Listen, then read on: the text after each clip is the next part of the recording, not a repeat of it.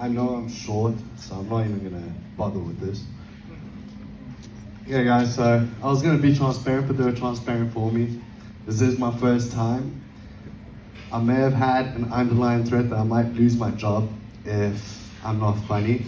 I won't name my boss, but he's sitting right over there.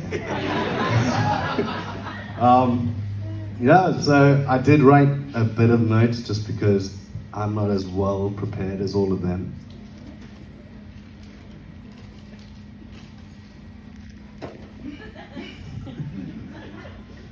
But yeah, so I think I'm gonna start off with a complaint I have about the female gender right now when it comes to dating and all of that. I'm not sure if all of you know right now, but in meme culture and everything else, Reddit being one of the best things on this planet and one of the worst things on this planet, there's this new little thing called an ick. Now, what an ick apparently is when someone is dating someone else or wanted to fancy someone else, they all of a sudden lose that sexual drive towards that person because of an obscurity, something that you would think is fairly normal. For example, when you ask a guy what his icks are, they're kind of plain, simple, realistic, such as a few of them being, if a girl wears too much makeup. Sorry ladies, we like simplicity. We're very simple humans. You feed us and you make us happy. We watch a show and we're happy again. That's how I like to live my life, simplistic. If a girl's wearing high heels and she like kind of buckles over the side, it's like, just wear flat tops. It's simple, you know?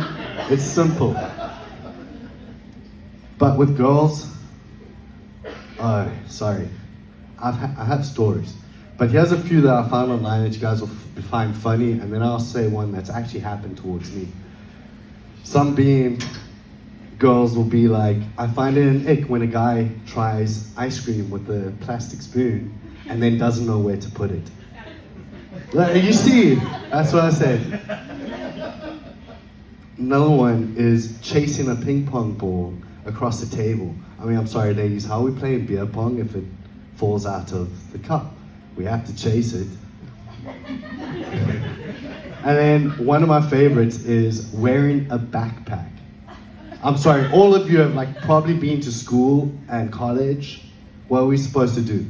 Carry everything in our hands. It looks more of a nick, I promise you. I've done it before, I forgot my backpack. But here's a personal one that happened to me a couple, I wouldn't say weeks ago, maybe a few months ago. I'm chilling with a girl, and I like to play the little ick game.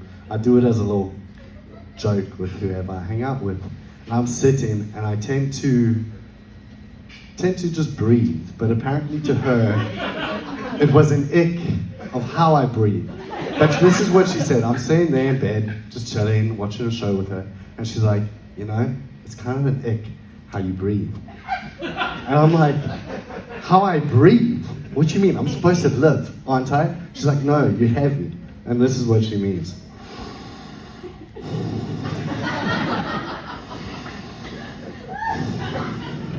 Sorry, I have a big lung. I don't know. I don't know how to relate. When she said that, I had the ick for that.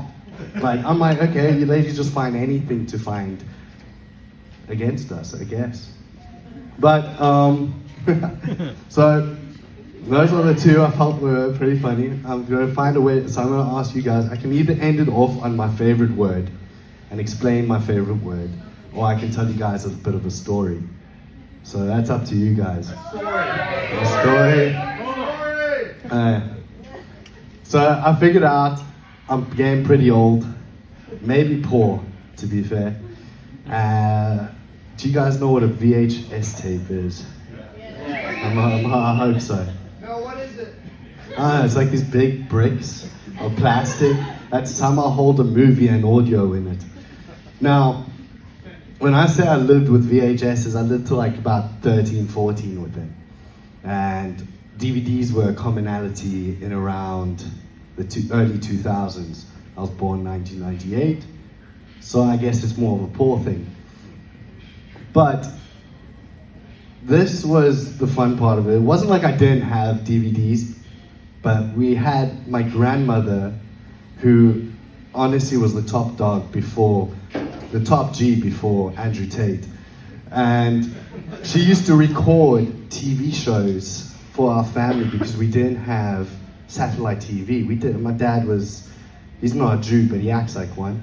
And apparently, she did this every week and I loved it. It was like going to a candy store. There's a little van on this corner and there's always that person being like, do you want some candy? And I would obviously say yes. Don't worry, I never went into the car.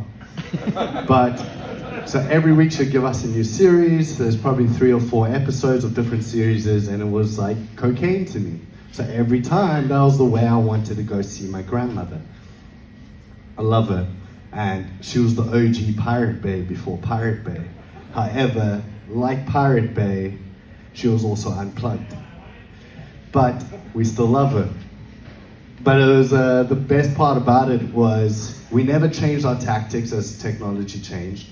We more so just taught her new ways to do it. So when DVDs were more apparent and we had our own little DVD player and our VHS recorder broke, we taught her how to we bought her a DVD player that recorded, firstly. Those were really cool. And she would record them. And then we taught her how to use a USB. So she was a lovely woman, and I kind of forgot my punchline. Besides the fact that she was unpunched from life. But no, she was a lovely woman. And whoever's next, can you tell me? Huh? My favorite. I'm a very controversial figure. I like to say a certain word, and when I came into America, was very looked down upon. Demographics did not like it. People would want to fight me for it, and others used to just be plain pissed off. And I know you guys are thinking of a word, but the word I'm thinking of is cunt. Back home, we say cunt to everyone. And to everyone that was thinking that, screw you for thinking I was that bad of a person. Like, I'm not that bad, and we use the other one, the fun one, the music one, every day back home. I also learned that was not a good way to use it, being my skin complexion, so I'll wait till the middle of summer when I'm as dark as him. But yeah, that's my favorite word, is cunt. I say hi cunt, happy cunt, every cunt can be a happy one. So yeah, whoever's next, take the stage.